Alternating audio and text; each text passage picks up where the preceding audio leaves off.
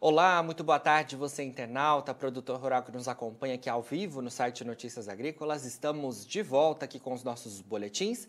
O destaque neste momento ao vivo é para o setor sucroenergético. Nós vamos falar um pouco sobre a movimentação do mercado lá na Bolsa de Nova York nesses últimos dias, essa semana que começou aí com divulgações importantes da Única, relacionadas à produção na segunda quinzena de julho, aqui no centro-sul do país, a principal região produtora do país, e números que de fato refletiram bastante sobre os contratos lá na Bolsa de Nova York, mercado testando aí máximas históricas neste início de semana. Então, para a gente entender toda essa movimentação e principalmente entender como é que o mercado deve se comportar aí ao longo desta semana e nos próximos dias, a gente conversa ao vivo com o Guilherme Belotti, que é gerente de consultoria agro do Itaú BBA. Guilherme, muito boa tarde, obrigado pela sua participação mais uma vez aqui com a gente no Notícias Agrícolas.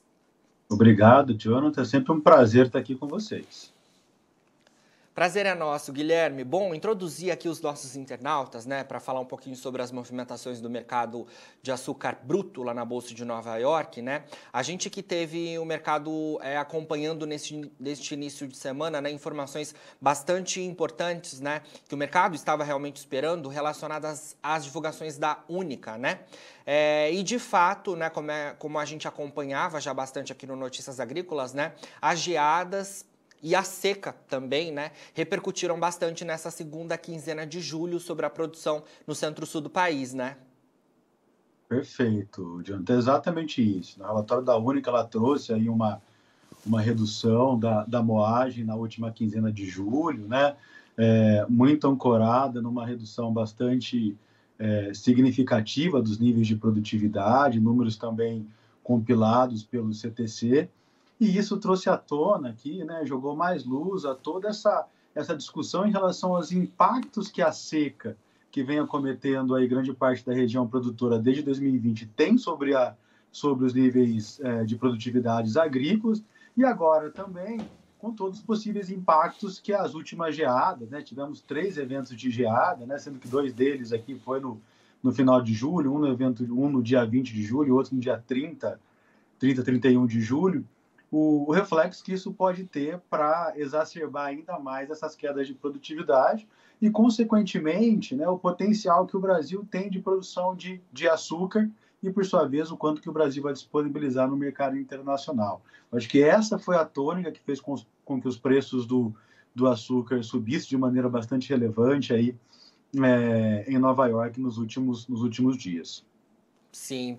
E um outro apontamento, Guilherme, da Única, que a Única deixa em aberto aí, é essa possibilidade de, na primeira quinzena de agosto, ainda a gente ter reflexos da condição climática, Isso é um outro ponto importante para a gente acompanhar aí diante dessas movimentações de preços recentes, Perfeito. É muito cedo para você fazer uma verificação com bastante acurácia dos impactos da geada sobre os canaviais, Mas o fato é que para aquelas canas, que tiveram os seus desenvolvimentos comprometidos aí pela geada, com queima de gema apical, enfim, você acaba antecipando aí a colheita, Você tem até uma bagunça logística no planejamento operacional das usinas e talvez canas, que você esperava colher um pouco mais para frente, com níveis de TCH, de toneladas por hectare maior, de qualidade de cana maior, você teve que antecipar,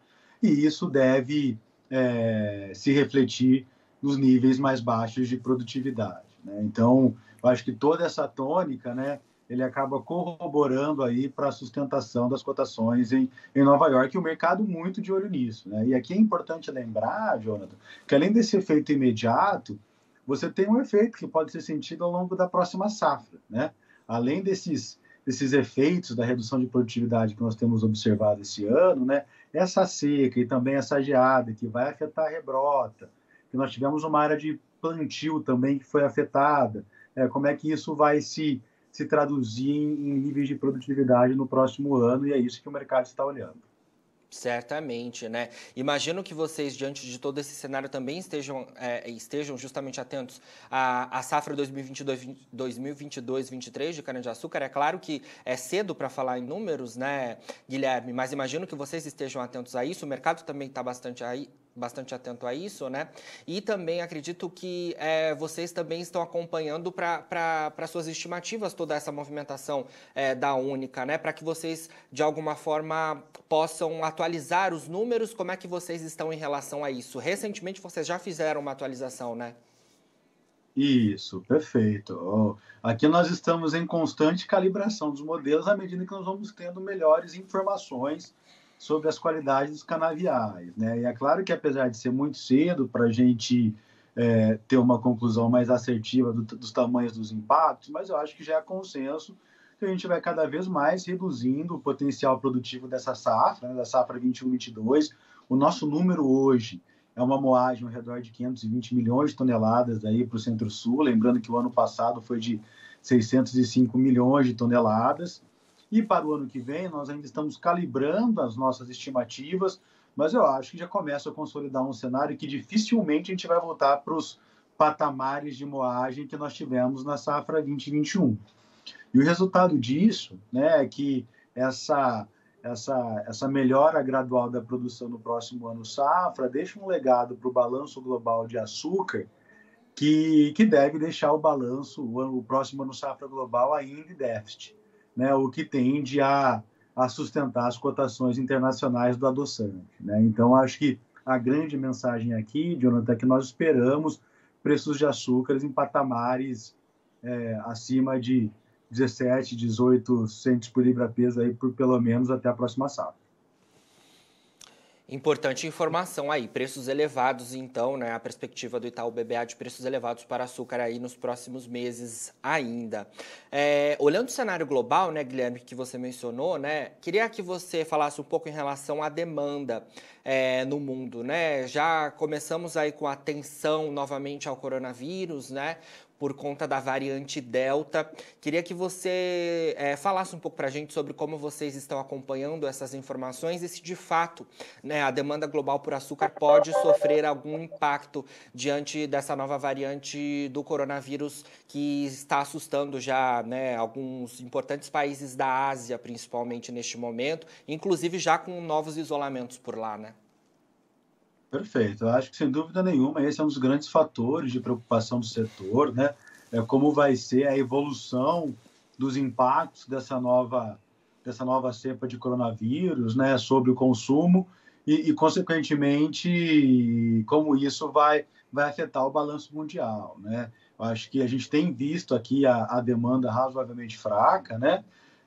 Mas ainda assim, né, quando nós utilizamos os nossos modelos para avaliar os fundamentos, Jonathan, nós colocamos aqui um crescimento baixo de 0,9% no consumo global, isso combinado com o nosso crescimento de oferta de açúcar para o ano safra 21-22 global, que vai de outubro de 2021 a setembro de 2022, o nosso cenário ainda é de déficit, né? É claro que tem uma preocupação em relação a quanto esse consumo pode cair em relação à evolução dessa cepa, mas é um ponto de interrogação. Mas ainda assim, mesmo considerando um baixo crescimento, é um cenário que ele tende a dar sustentação para os preços do açúcar.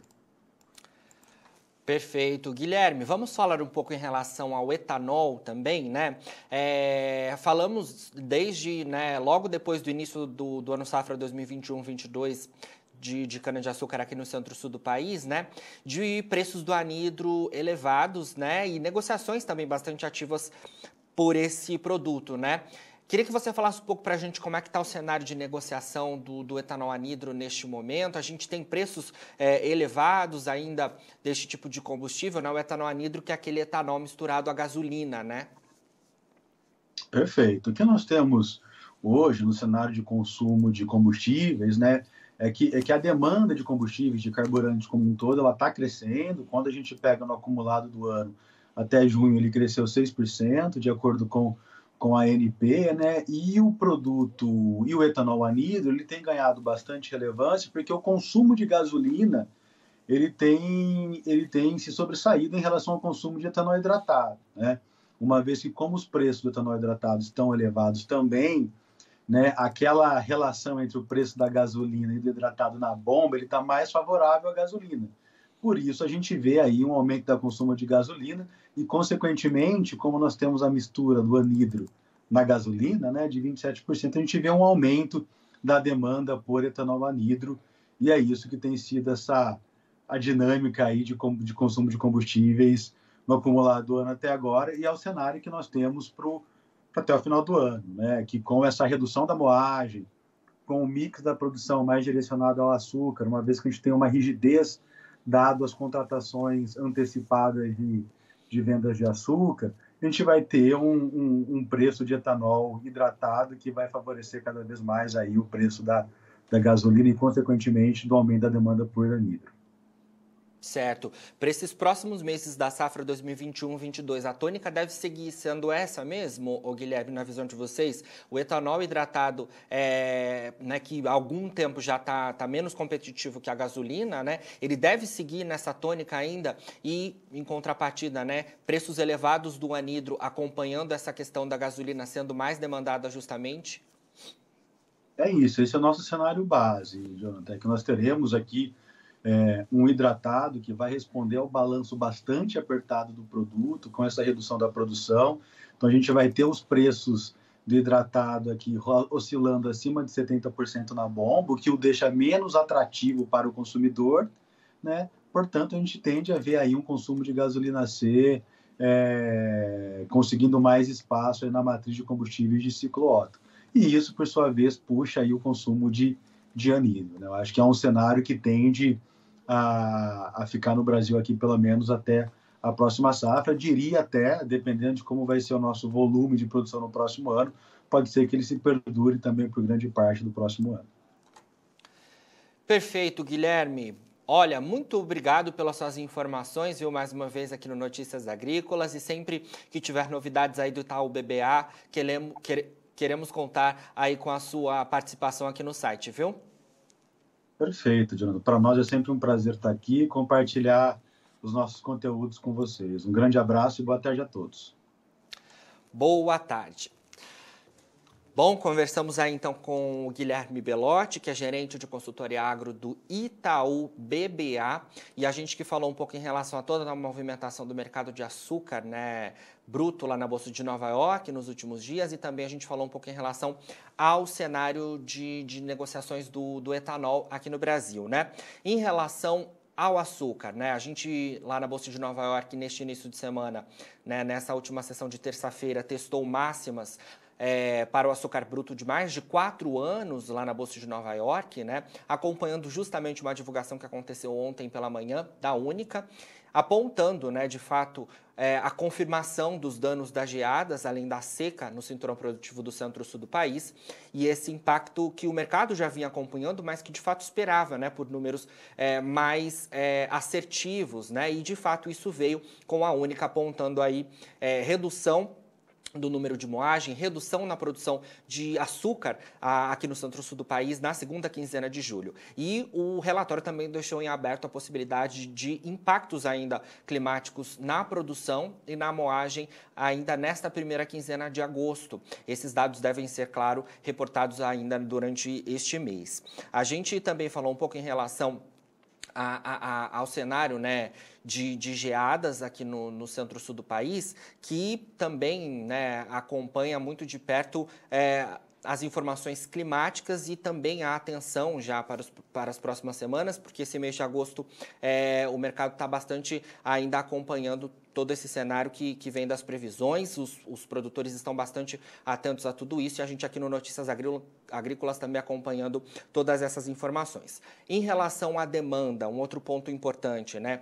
O Guilherme nos pontuou que a variante Delta é algo que de fato, em relação à demanda, preocupa neste momento, né? O mundo, de fato, países, né, do continente asiático já realizam novos isolamentos, mas é uma questão que a gente ainda precisa acompanhar muito de perto nessas próximas semanas, nesses próximos meses, porque seria um fator de baixa para o mercado neste momento, né? Mas todo esse cenário de oferta acaba ainda favorecendo um cenário muito positivo para os preços do açúcar lá na Bolsa de Nova York e um cenário que, segundo o Itaú BBA, até o final da safra deve ser de preços bastante positivos na casa de 17 a 18 centavos de dólar por libra-peso para o açúcar. Então, um cenário de preços favoráveis ao açúcar no decorrer dessa safra 2021-22 aqui no centro-sul do país, uma safra que foi impactada pela seca e uma safra que também sentiu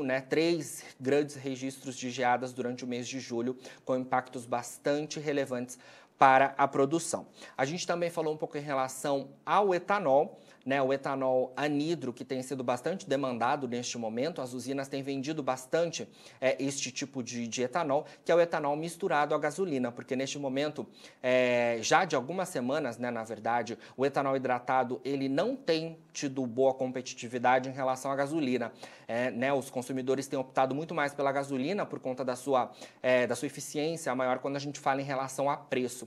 Então, diante desse cenário, o Itaú BBA também vê possibilidade de o etanol anidro ainda continuar sendo bastante demandado pelo mercado e as usinas direcionando bastante parcela da sua produção para o etanol hidratado, que é o etanol misturado à gasolina, então, em contrapartida do etanol hidratado, ele deve seguir bastante impactado por esse cenário de consumo aqui no país. E hoje, teve uma informação importante que a gente acompanhou aqui no Notícias Agrícolas em relação a esses preços do etanol. O presidente Jair Bolsonaro fez, então, uma divulgação, uma assinatura de uma medida provisória que favorece a venda direta de etanol das usinas diretamente aos postos de combustíveis sem as distribuidoras. É uma medida provisória que tem uma duração e precisa de uma aprovação para virar, de fato, uma lei no Congresso Nacional. A gente vai acompanhar todas essas informações de perto e saber como é que esse cenário em relação aos preços do etanol se comporta com esta medida. Bom, você que nos acompanha aqui no Notícias Agrícolas, continue ligado, a gente segue aqui com mais informações, daqui a pouco tem mais informações ao vivo para você também. O nosso site segue 24 horas no ar para você ser o produtor rural mais bem informado do Brasil. Fique por aí. Se inscreva em nossas mídias sociais. No Facebook, Notícias Agrícolas. No Instagram, @Notícias Agrícolas. E em nosso Twitter, @Norteagri. E para não perder nenhum vídeo, não se esqueça de nos acompanhar no YouTube e na Twitch, Notícias Agrícolas Oficial.